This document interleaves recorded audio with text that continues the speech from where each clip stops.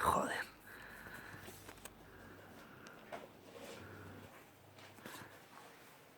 Hola a todos, voy a intentar explicar el tema de pilas, porque todavía no habéis entregado ningún ejercicio y lo primero que hay que hacer es hablar de qué es una pila, ¿no? Una pila es un dispositivo que nos permite transformar la energía química de un proceso químico de oxidación-reducción en energía eléctrica. Una pila consta de dos electrodos o semipilas. El cátodo, que es el electrodo donde se produce la reducción, que es el polo positivo de la pila. Y os pongo ahí el ejemplo del cobre. El cobre 2+, gana 2 electrones para dar cobre, es una reacción de reducción, gana electrones. Y el ánodo, donde se produce la oxidación, que es el electrodo negativo o polo negativo de la pila, donde el zinc va a perder 2 electrones para dar zinc 2+. La pila es la unión química mediante un puente salino y un cable, una unión eléctrica, entre esos dos electrodos o semipilas.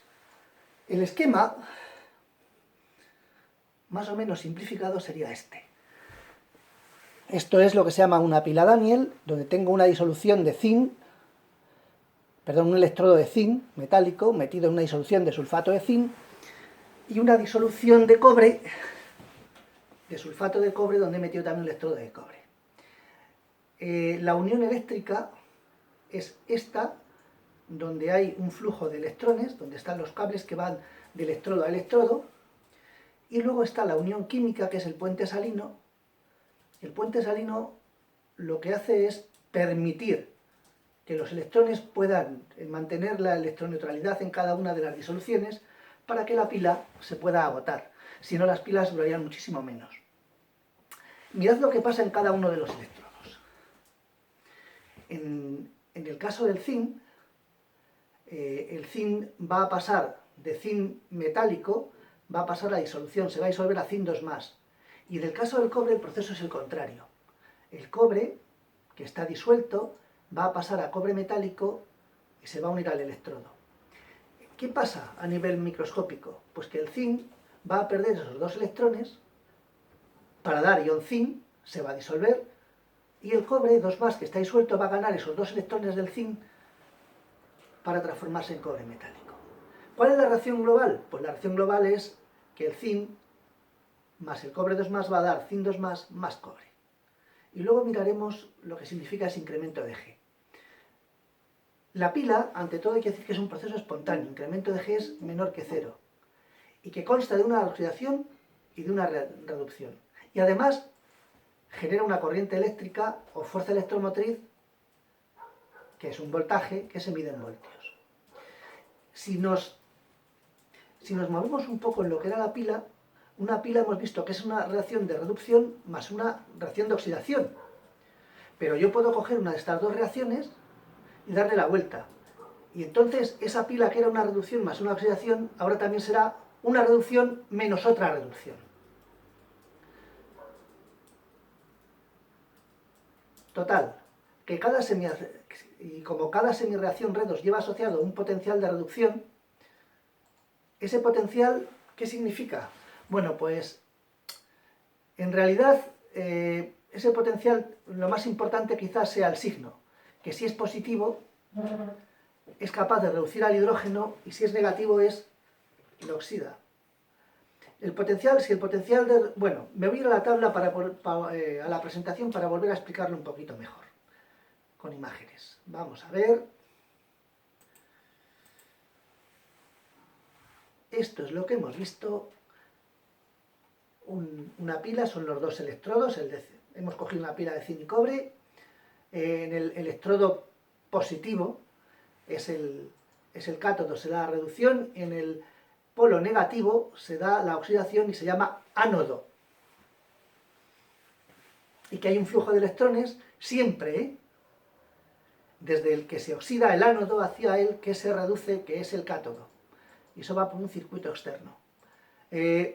Los electrones tienen carga negativa, ¿no? Por eso se le da el signo negativo al ánodo. Y los electrones van siempre del ánodo al cátodo, ¿vale?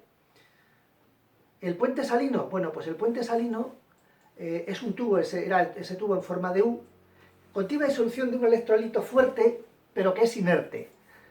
O sea, que no tiene ninguno de los iones que van a formar la pila, no tiene ni zinc ni cobre. ¿Qué es lo normal? Pues que tenga cloruro potásico, cloruro de sodio, nitrato de potasio, etc. Y lo que se hace es poner ese tubo, se prepara una disolución, normalmente 1 molar, y lo que se hace es taparlo con algodones para que haya un flujo moderado que vaya, que permanezca o que permita la electronegatividad, la electroneutralidad en cada uno de los electrodos. Los electrones fluyen siempre desde el cátodo, desde el ánodo hacia el cátodo, y se genera una diferencia de potencial, por tanto una diferencia de carga eléctrica.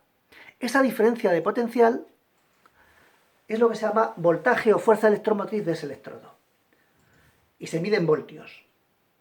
Todos sabéis más o menos ya lo que es un voltio, como la diferencia de potencial que hay entre dos puntos cuando queremos trasladar la carga de un culombio y hace falta una energía de 1 julio. Bueno, la diferencia de potencial entre los dos electrodos de una celda es lo que se llama fuerza motriz. Y esa fuerza electromotriz, nosotros la hemos puesto el nombre de fuerza electromotriz y es la que causa el movimiento de los electrones. Entonces, la fuerza electromotriz de una pila, para que se calcule, necesitamos una serie de condiciones iniciales. Mirad, esa energía de la pila lo que va a hacer la química es estandarizarla.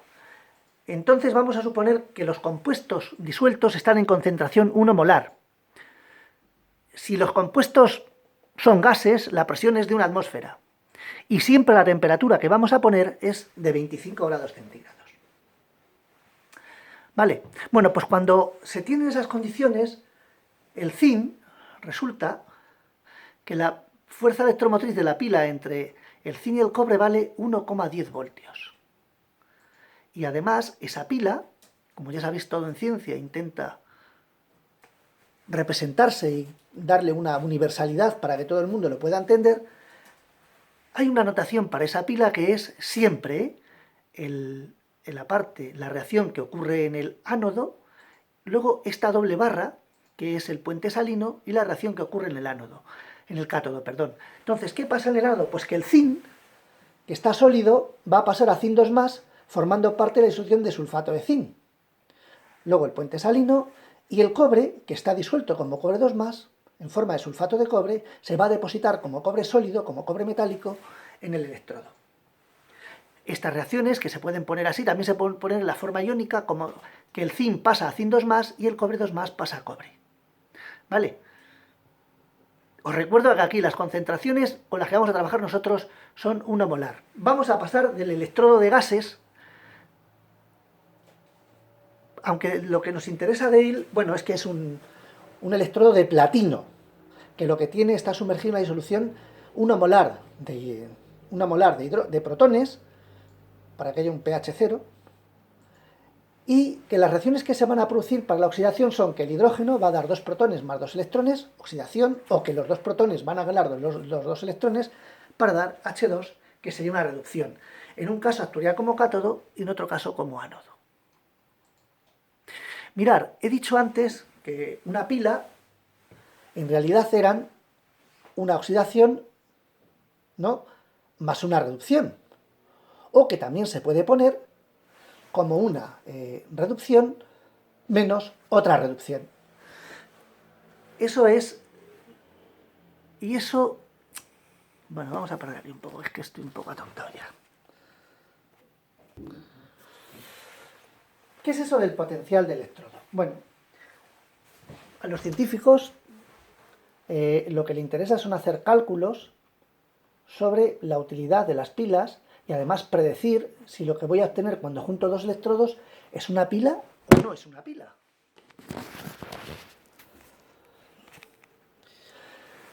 Entonces, ¿qué es eso que se llama potencial de electrodo? O el potencial, mejor sería el potencial de una pila. El potencial de una pila es la suma de las variaciones de potencial que hay entre los 2 electrodos. Y eso se puede conocer muy fácil porque simplemente con un polímetro, con un voltímetro, se construye la pila, se mide y se puede saber directamente el potencial de esa pila. Pero la gente, los científicos siempre les gusta buscar una vuelta más de tuerca.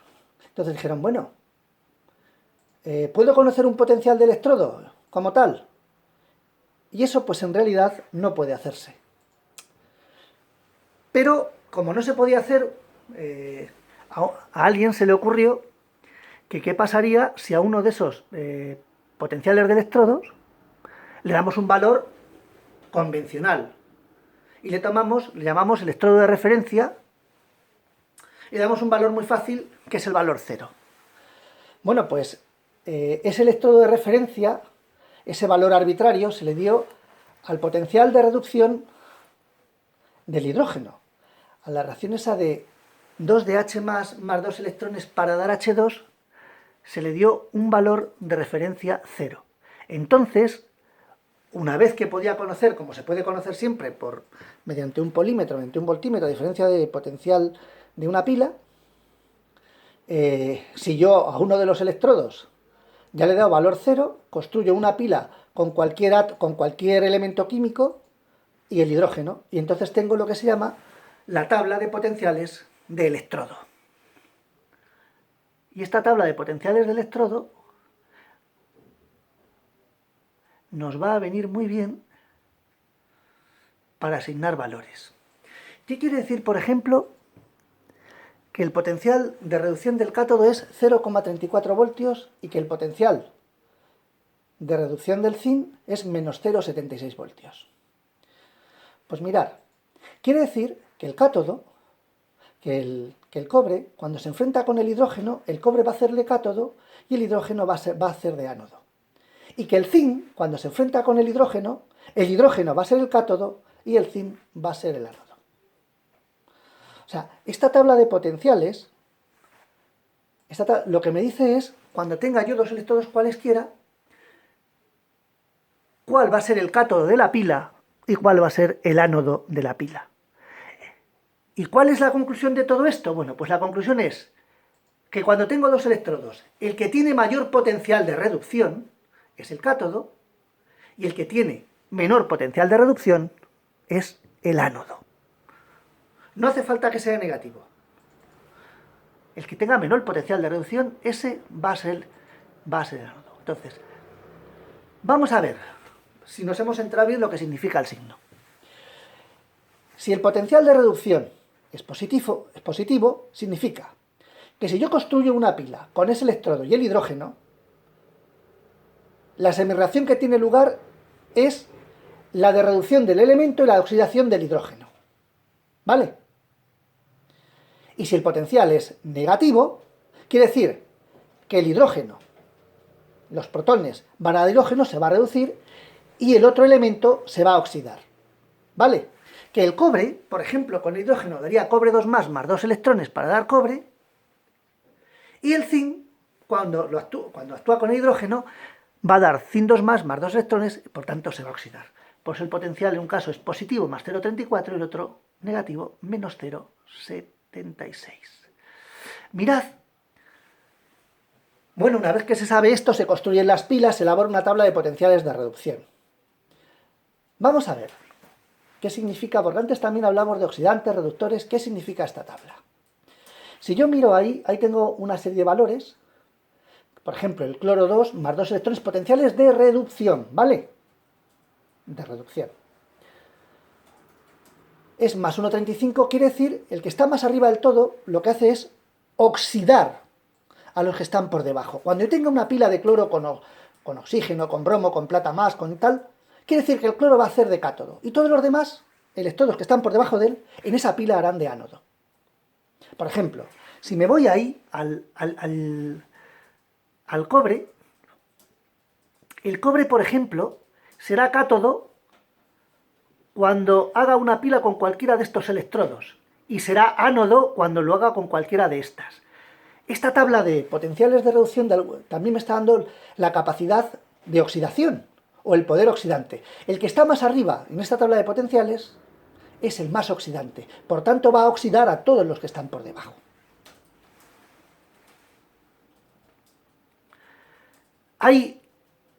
esta era la otra cosa que quería explicaros, que hay una relación directa entre el potencial estándar de una reacción y la energía libre. Y es que incremento de G, la energía de Gibbs, es igual a menos N por F y por E0. ¿Qué es N? Pues mirad, N es el número de electrones que se transfiere si hablamos de un proceso redox en ese proceso, y si hablásemos de... no, nada. Es el número de electrones transferidos en el proceso redox, punto.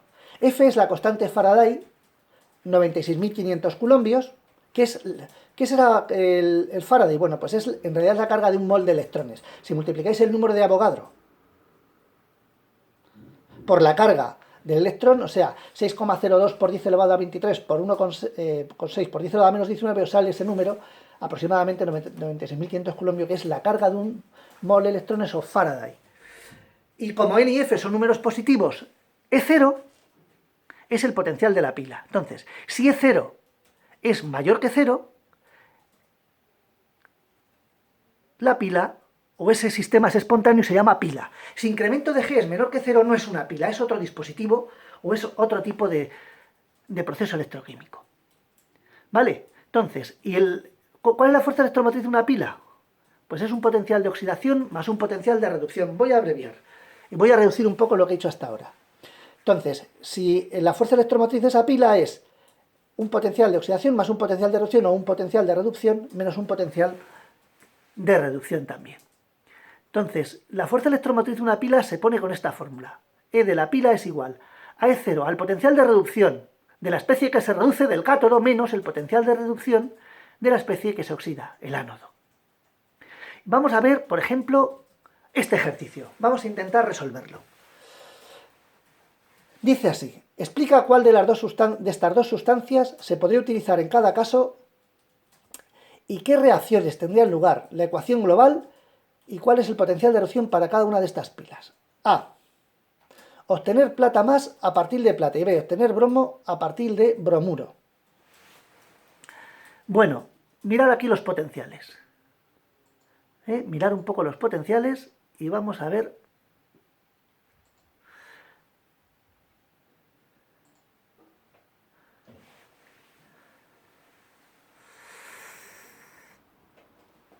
Vamos a parar un poco. Bueno, vamos a resolver ahora como un problema de pilas. Es el problema de 2018, la pregunta 5 dice: a partir de los potenciales de reducción que se adjuntan, conteste razonadamente qué metales de la lista se disolverán en una disolución de ácido clorhídrico 1 molar. Se dispone para ello de 3 recipientes con disoluciones de nitrato de plata, nitrato de zinc y nitrato de manganeso. En cada uno se introduce una barra de hierro. ¿En qué caso se formará una capa? Bueno, son dos problemas distintos. En el primer caso, la pregunta A dice: a partir de los potenciales de reducción que se adjuntan, conteste razonadamente qué metales de la lista se disolverán en las disoluciones de HCl 1 molar. Bien, mirad, los metales que me dan, los potenciales que me dan son el hierro 2 más hierro, menos 0,44, zinc 2 más zinc, menos 0,76. Un segundo, que hay una cosa que debo quitar, me cachis. Ahora. Plata más plata 0,8, cobre 2 más cobre 0,34, sodio más sodio menos 2,71. Vamos a ver. La reacción que va a tener lugar es, si yo lo que quiero, como me están preguntando, qué metales de la lista se disolverán, para que se disuelvan en ácido clorhídrico, lo que tiene que pasar es que esos metales tienen que pasar a metales disueltos y los protones tienen que pasar a hidrógeno. O sea, el H más tiene que dar H2. Entonces, como el potencial de reducción del hidrógeno, 2 de H más 2 electrones para hidrógeno es 0, todos los metales de esa lista de metales, todos los que tengan un potencial de reducción negativo, se van a disolver en el ácido clorhídrico. Y los demás no se disolverán. ¿Por qué? Porque la pila es un proceso espontáneo y el potencial de reducción tiene que salir positivo. Entonces, el potencial de esa pila sería el potencial del hidrógeno menos el potencial del hierro o del zinc o del sodio, que son todos negativos, ¿no? Porque sería 0 menos 0,44, que da 0,44, 0 menos menos 0,76, que da 0,76, 0 menos 2,71, que da 2,71. Sin embargo, si hago esa misma reacción con la plata, como la plata y el cobre tienen mayor potencial de reducción que el hidrógeno, sean cátodos, ¿no? Y no puede disolverse, el ácido clorhídrico no puede disolver a la plata, perdón, no puede disolver a la plata efectivamente o al cobre. Y ya está hecho el problema. Y luego me dice el apartado B, dice, se dispone de 3 recipientes con disoluciones de nitrato de plata, nitrato de zinc. Vaya, espera un segundo. Nitrato de zinc y nitrato de manganeso. Introduzco hierro. ¿En qué caso se formará una capa de otometral sobre la barra de hierro? Bueno, vamos a ver. Si introduzco metal hierro, ¿no? Hierro metálico, pues lo que tengo que buscar es una reacción en la cual se depositen esos metales. Por tanto, el hierro se disuelva y esos metales pasen a la fase sólida. Como estamos viendo que el potencial del hierro es menos 0,44, ¿qué metales de esos voy a tener aquí? No, estoy a tonto.